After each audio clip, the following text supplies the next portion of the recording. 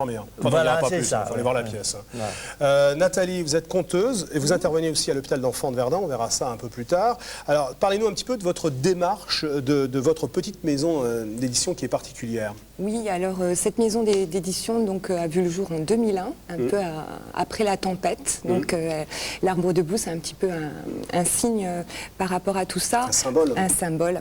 L'objectif, en fait, c'est vraiment d'aider les enfants. Donc c'est merveilleux parce que mon chemin m'a amené aujourd'hui effectivement à travailler aussi auprès d'enfants en difficulté, des spectacles, ateliers d'écriture dans les écoles, voilà, tout ce qui peut me ramener auprès d'eux et puis surtout voilà, le conte parce que ça c'est extraordinaire, l'épreuve.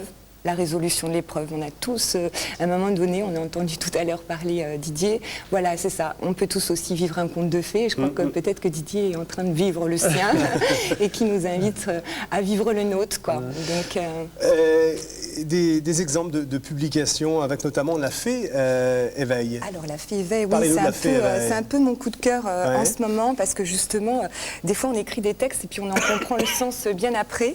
Et là en ce moment, c'est vrai que je redécouvre La Fée éveille et donc ce petit personnage qui me suit aussi et je fais découvrir à travers cet ouvrage qu'il existe une petite fée comme ça qui est pas loin de nous, qui nous protège et qui nous aide dans nos moments difficiles et en fait elle est vraiment pas loin parce qu'elle se situe là. D'accord. Au cœur. D'accord. Voilà, ensuite noir et blanc.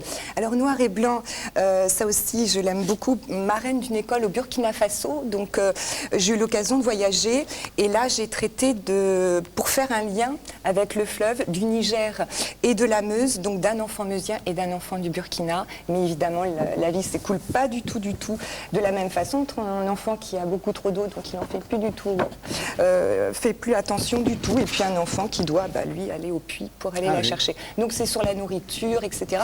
Et bien sûr il va voyager le jeune meusien et là il va découvrir quelque chose d'extraordinaire, c'est que l'autre, c'est le temps, c'est l'autre, comme disaient les Burkinabés.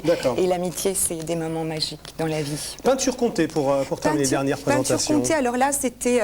je suis partie de la toile d'une artiste, Claude Yang, qui est une meusienne. Donc j'ai navigué, donc on a fait 300 photos dans la toile. Et donc l'enfant va naviguer dans l'album. Donc c'est un peu des images un peu impressionnantes, quoi. Un peu, je dirais un peu... voilà.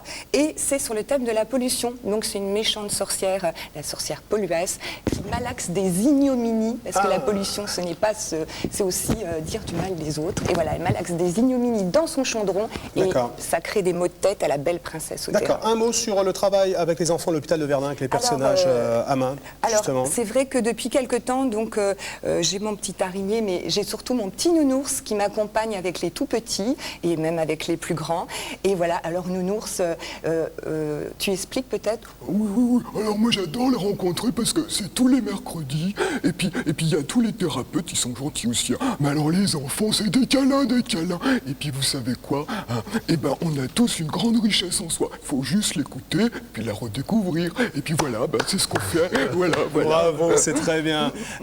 Vous présentez également un projet de livre, L'Arbre de la Sagesse. Merci beaucoup Nathalie, merci beaucoup. C'est un livre qui se déplie, on découvre plein de choses magiques. On peut tout savoir sur votre site, Arbre Debout. Voilà, édition arbredebout.fr. Alors, on vous avait parlé de livres pour enfants à gagner. Justement, les 3 livres présentés sont à gagner, tout simplement en répondant à cette question, 03 83 50 41 41, lca@france3.fr, en répondant à cette question. Combien de fois l'ami Didier Brice a-t-il été nominé aux Molières? La réponse, toute simple, ne l'écrivez pour gagner ces livres pour enfants. Merci beaucoup. Justement, on a parlé de spectacle, Molière nous amène au spectacle. On va parler d'agenda et de bloc-notes tout de suite avec l'ami Djouar. Merci beaucoup Nathalie, merci beaucoup. Djouar.